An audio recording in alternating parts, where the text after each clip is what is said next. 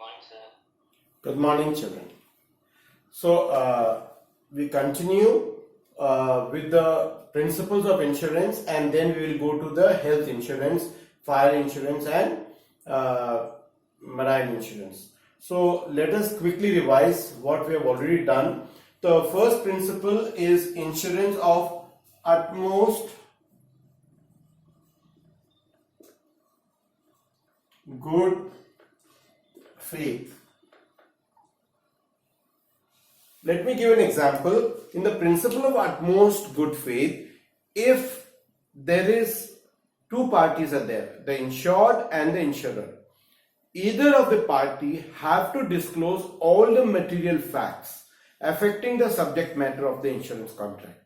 Example, suppose a person has a house on the bank of a river in a remote village of the country, and he goes to the city and wants to take an insurance policy. On the basis of what he has said, the insurance company gives him a policy of insurance against flood and earthquake. So, as after some time when the rain comes, the flood water affects the house. Now, the entire house is swept off and he is going to the insurance company for the claim. The insurance company will send a field officer to investigate, and if they find out that he did not disclose the material fact that his house was on the bank of the river, which has affected the insurance company, they could have rejected that insurance policy altogether, or they could have fixed a higher premium. So in both the cases, the insured will not get the policy loss amount reclaimed because he has violated the principle of utmost good faith. The second principle is principle of insurable interest.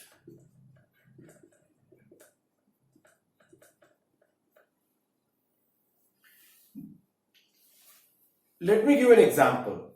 Who can take the insurance policy? A person who will suffer a monetary loss in case any loss happens. Only such a person can take the insurance policy. Let us give an example. Suppose you are having a godown. In a godown, you have got a stock of material. If the godown is destroyed due to fire, who will suffer the loss? Obviously, the owner of that godown or the goods in that godown. Now, only that owner has an insurable interest to take a policy against the loss due to the fire or on that stock. So, insurable interest is very clear. If you are the owner, only then you can take you have the insurable interest to take the insurance policy. So that is the second principle. Let me give you another example. Suppose Amitabh Bachchan is around 76, right? So can you, me, or anybody, general public, take the insurance policy on his life?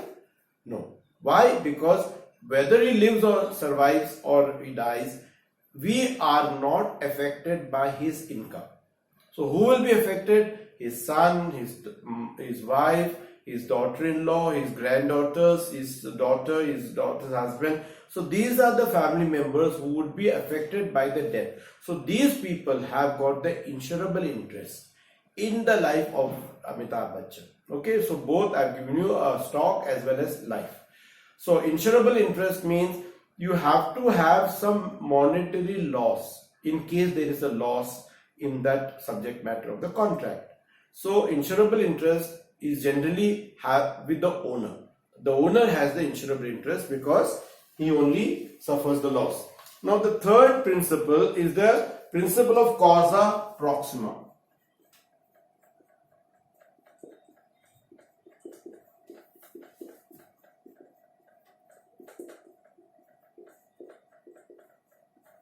The causa proxima means nearest causa proxima means nearest cause. Now, which is the nearest cause of the loss that has been suffered? Now, very carefully, let me give you the example. See, if there are two causes, which is the direct cause, and that direct cause, if it is covered under the policy of insurance contract, only then the insurance company will give the claim. So let me help with the help of an example. Let me tell you. Suppose there is a ship.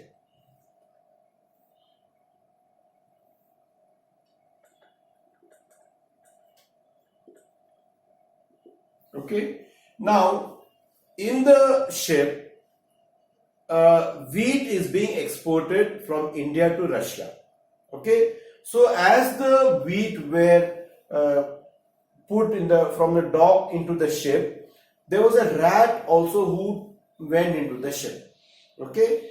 Now after the ship was on high seas, the rat wanted to reach the wheat. So the rat started biting this part. So there was a hole and the water came into the ship.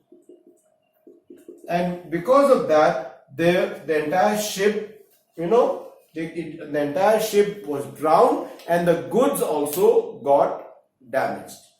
Now the question here is, now the wheat, what type of insurance was taken for that?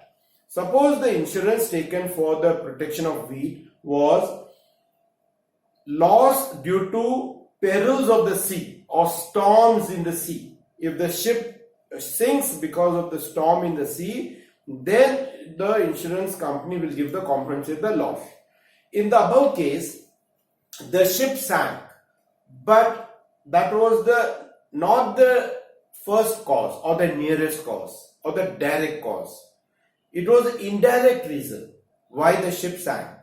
The first important cause was that the ship had a mouse and it made a hole which resulted in the water.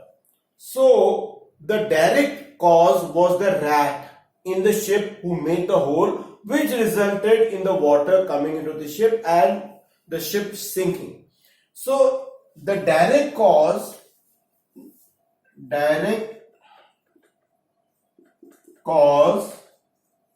is the rat.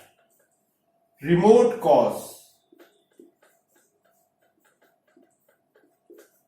the wheat was lost because the ship drowned.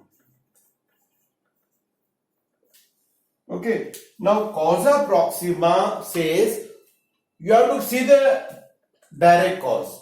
Which is the direct cause of the two? Rat making a hole in the ship. So did you insure your wheat against the rat creating a loss because of hole and the ship submerging? No. That is a direct cause and you have not covered. So the insurance company shall not give you the contract, the amount of loss. You may not say that the ship drowned. Okay, but that is not the direct cause. It drowned not because of the storm in the ocean, but because the rat made a hole in the ship. So this is the doctrine of causa proxima, which will be used in settlement of the claim of the insurance policy. Now we come to principle doctrine indemnity, principle of indemnity.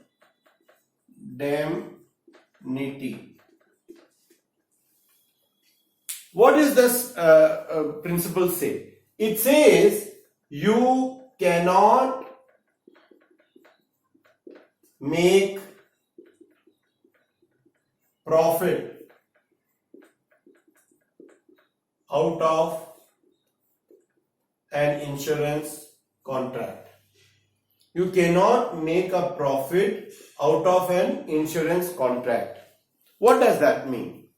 Now, suppose you have an old scooter and the old scooter is lost due to theft and you have taken a policy of loss due to theft.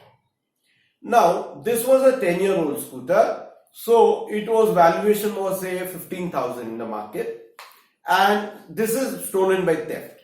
Now, as a person who has suffered a loss, can you ask the insurance company to replace this scooter, 10-year-old scooter, with a new scooter. So naturally, the insurance company will say the new scooter is costing 55,000 and your scooter is costing 15,000. So the principle of indemnity says that the insurance company shall bring you into the same position as it was before the loss had happened. What does this mean? According to the principle of indemnity, the insurance company shall give you another scooter which is similar, 10 years old, in similar condition, so that you will not make any extra gain. What is insurance? The insurance is that your loss will be borne by the people in the society, other people who have taken the insurance policy. So you cannot make a profit out of an insurance contract. This is the principle of indemnity. I hope you all understand. Okay, so what is the next principle, children? A corollary to the principle of indemnity is principle of subrogation.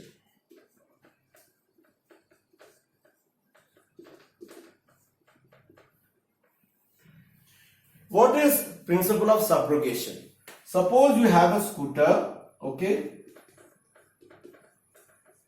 which is 15,000 rupees and 10 years old. The scooter was stolen by theft. So, no, the scooter was not stolen by theft, but it was damaged due to accident, heavily damaged, that you cannot bring that scooter back on the road. Now what happens? The insurance company will give you another scooter. Okay, the insurance company will give you another scooter which is similar to the old scooter. Now what happens to the old scooter which is in the scrap form? The scrap scooter, the scrap value of the scooter, suppose it is 500 rupees. This scrap will be, the property will be transferred from the owner to the insurance company. Because according to the principle of indemnity, you cannot make profit out of an insurance contract. It's like this. So you are got a similar scooter and you are selling the old scooter which is in scrap and getting 500 rupees as profit. That is not permitted. So when the insurance company gives you the old scooter, similar scooter, it takes back the scooter which was totally damaged, and that right will go, your ownership will go into the insurance company's hands. Insurance company can sell that scooter and get the money. Okay, this is the principle of subrogation. The other principle is the principle of contribution. What is the principle of contribution? Suppose there is a ship which is costing 100 crores. Now, the ship owner may be reluctant to insure the entire ship with one insurance company, because the fear is the insurance company, in case of loss of 100 crore, may not be able to pay. It may get bankrupt. So, this person gets the insurance from 4 insurance companies. So, he pays insurance company 1, insurance company 2, insurance company 3 and insurance company 4.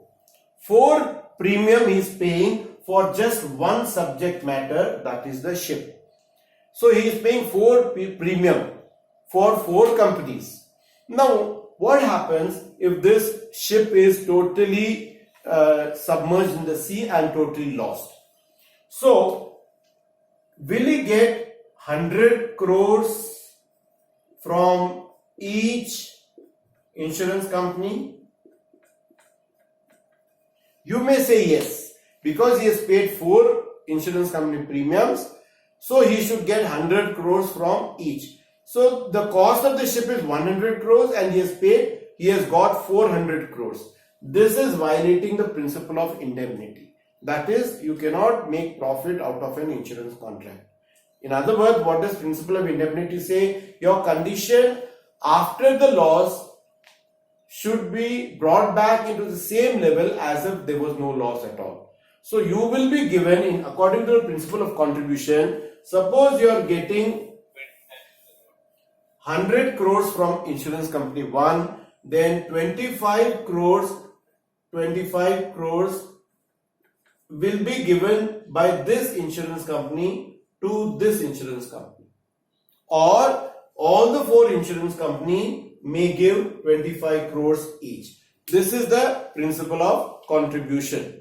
Okay, so by this we have completed all the principles of insurance contract. So utmost good faith, insurable interest, principle of causa proxima, principle of indemnity, principle of subrogation, and principle of contribution.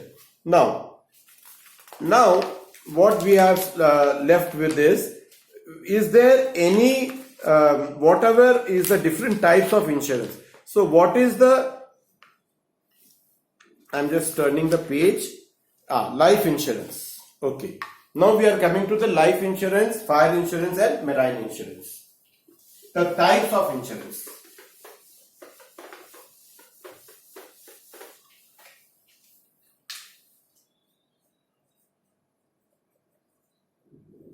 Okay, first is life. So what is insurance?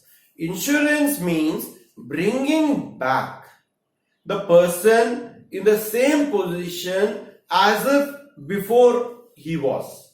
So can we say, if anybody dies, can the insurance company bring back that person back in the same condition as he was before death? No, not possible. So using the word life insurance, using the word itself is wrong. We have to only say life assurance. Life assurance means जाने वाला चला गया, but इनका वो अगर रहते, whatever the income he was contributing to the family, that income the insurance company will give you, so that it is reassuring to the other members of the family. Emotional insurance company can't get back to that person, but financially, at least suppose that person was getting 1 lakh rupees every month to the house, and there were 4 members in the family and they were dependent on that 1 lakh rupees, and that person has taken a policy of 1 crore rupees, and when he dies, 1 crore rupees the insurance company will give. So 1 crore if you are putting in the bank and you are getting 12% per annum, that is you will get 12 lakhs for 1 year, and that is 1 lakh per month. So this is the way that, so how much can you insure 1 crore? That means the premium will be high. Okay, so insurance company, life insurance cannot be said that the insurance company, in life insurance, it is not life insurance, but it is life assurance. So what is the importance? Life insurance provides protection to the family at the premature death of an individual. It gives adequate amount at an old age when earning capacity are reduced. And life insurance is not only a protection, but it is sort of an investment, because a certain sum is returnable to the assured at the time of death or at the time of expiry of the term. What are the main elements? So in life insurance, the principle of utmost good faith, this has to be followed. So in life insurance, you have to disclose all the material fact to the insurance company. Okay. Second, so a person who is taking should have a insurable interest. Just now I told you, the person who can take the policy, so husband can take a life insurance policy on his wife and vice versa. The parents can take the life insurance policy on the children and vice versa. So what do you mean by insurable interest? If the earning member dies, the other people are affected. So they are affected financially because the money that he used to bring to the family will stop. So these people have got the insurable interest and they can take the policy of insurable interest. And also the principle of indemnity. The principle of indemnity follows. That is, you cannot make a profit out of the insurance contract. That is, whatever the amount that you have premium paid for the sum assured, only that money you will be getting.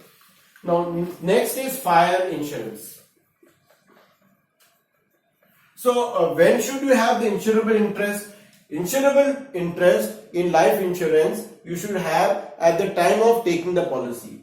At the time of taking the policy. Let me give an example. There is a husband and a wife. Okay, the husband takes the insurance policy on the life of a wife. Okay, after 20 years, there is a divorce. Okay, so will after 23 years, if the wife dies, will the husband get the insurance amount? In life insurance, you need to have insurable interest at the time of taking the policy. So at the time of taking the policy, they were husband and wife. Though at the time of the happening of the event death, they were not husband and wife. That does not matter in case of life insurance. Okay. As far as fire insurance, there are two things. There must be a loss and the fire must be accidental or non-intentional. So in fire insurance, the insurance company will pay you the compensation in two cases. There should be a fire and this should not be wantedly happening but accidentally. So what are the elements?